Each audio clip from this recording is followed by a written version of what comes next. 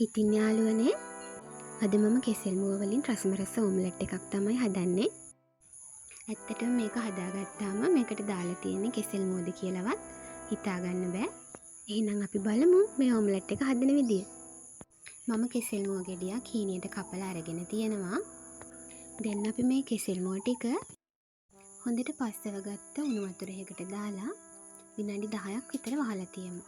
අපි මුලින් මේ වතුරේකට ලුණු කුඩු ටිකකුයි කහ කුඩු ටිකකුයි එකතු කරලා කලවම් කරලා අරගමු. මෙන්න මේ විදිහට ඊට පස්සේ වතුරේකට අපි කෙහෙල් මුව ටික දාලා විනාඩි 10ක් විතර වහලා තියමු.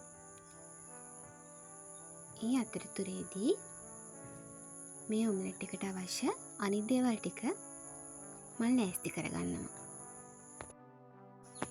අපිට මේ ඔම්ලට් එකට තව ඕන වෙනවා හීනියට ලියාගත්තු බීලුණු ගෙඩියක්. වරන් තියෙනවා හීනියට ලියාගත්තු මාළු මිරිස් කරලක්. ඔයාලට පුළුවන් කැමති නම් මේකට අම මිරිස් යොදා ගන්න. ඒ වගේම මම කරපිංචා ඉති කීපයක් හීනියට ලියාගෙන තියෙනවා. ඕන වෙනවා බිත්තර ගෙඩි දෙකක් සහ පාන් පිටි සල්පයක්. මම මෙතන මේ කෙහෙල් මුව ටිකේ වතුර ටික අයින් කරලා හොඳට මිරිකලා වතුර ගැටි උඩරිම අඩු කරලා තමයි මෙතනදී අරන් තියෙන්නේ. දැන් අපි ලෑස්ති කරගත්තු අනිකුත් දේවල් සේරම කෙසෙල් මුව එකට එකතු කරගමු.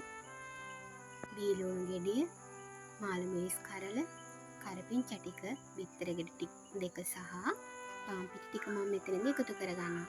ඔයාලට පුළුවන් කැමති නම් මේ බිත්තර ගෙඩි දෙක වෙනුවට තව බිත්තර වැඩි කරලා අරගන්න.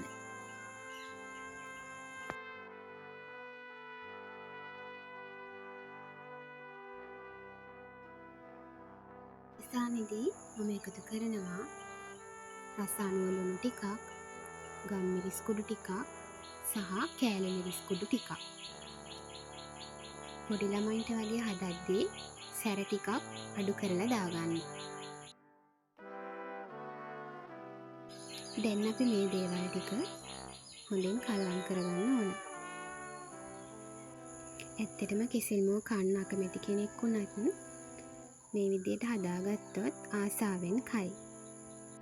දැන් අපි පෑන් එක ලිපේ තියලා පෑන් එකට තෙල් චුට්ටක් දාලා තෙල් ටික රත් වීගෙන එද්දී මේ මිශ්‍රණය ඒකට එකතු කරගමු. එකතු කරලා හැන්දකින් ලස්සනට රවුමට අපි ඒක හදාගමු.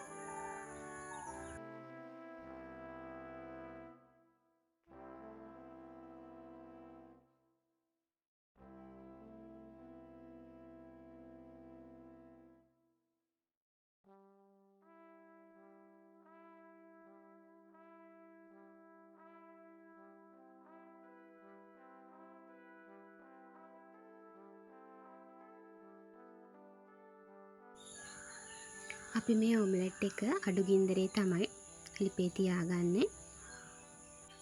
එක පැත්තක් විනාඩි 3ක් විතර උයාගත්තට පස්සේ අනිත් පැත්තත් විනාඩි 3ක් විතර උයා ගන්න ඕන.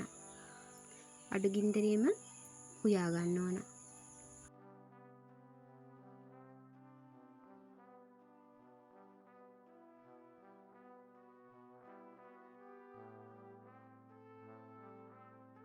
දැන් මේ විනාඩි 3කට විතර පස්සේ මම මේ ඔම්ලට් එක දැන් අනිත් පැත්තට හරව ගන්නවා.